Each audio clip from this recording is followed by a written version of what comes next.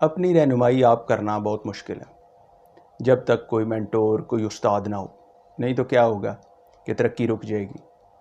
اور جو تعلق ہوتا ہے سیکھنے اور سکھانے کا، اس میں سیکھنے والے کو تعلق کا خیال رکھنا چاہیے کہ اپنی ساری توجہ مرکوز کرے وہاں، اور اپنی جو مرضی ہے فی الحال وہ چھوڑ دے، کیونکہ جو سیکھنے کا عمل ہے وہ تسلیم کے ساتھ ہے، یعنی ماننے کے ساتھ ہے۔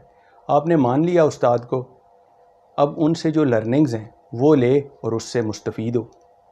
اور اگر اس سیکھنے کے عمل میں سیکھنے والے کا شوق ہے تو پھر کیا ہی بات ہے۔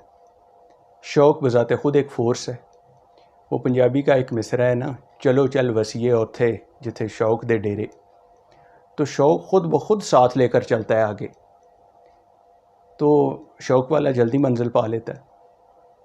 اب ایسا بھی ہوتا ہے کہ جو گرو ہوتے ہیں، تجربہ کار ہوتے ہیں، وہ بھی کسی مسئلے کا شکار ہو سکتے ہیں۔ ضروری نہیں کہ سیکھنے والا ہی اس پرابلم سے گزرتا ہے۔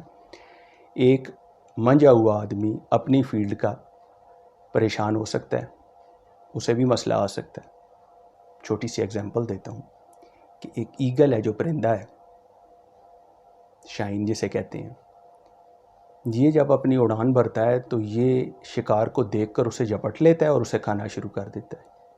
یہ اس کا پیک کا دور ہوتا ہے، اپنے پنجوں میں اسے دبا لینا اور اپنی چونچ سے کھانا اسے۔ ایک وقت آتا ہے کہ اس سے شکار نکلنا شروع ہو جاتے ہیں، اور کھانا تو دور کی بات، پنجوں سے شکار ہی نکل جاتا ہے۔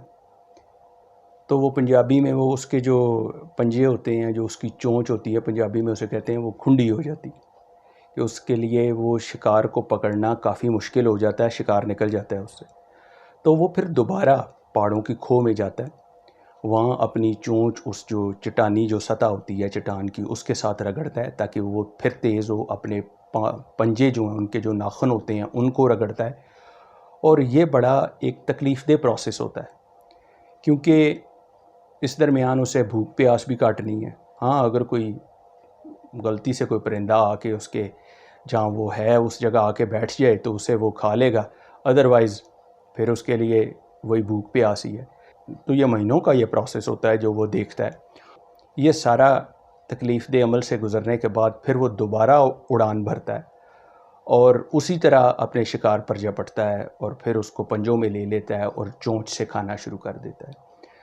تو کہنے کی بات کہ مسئلے ایک ایسے انسان کو بھی آ سکتے ہیں جس نے ایک پیک دیکھی ہے، اسے دوبارہ اس پروسیس سے گزرنا پڑتا ہے۔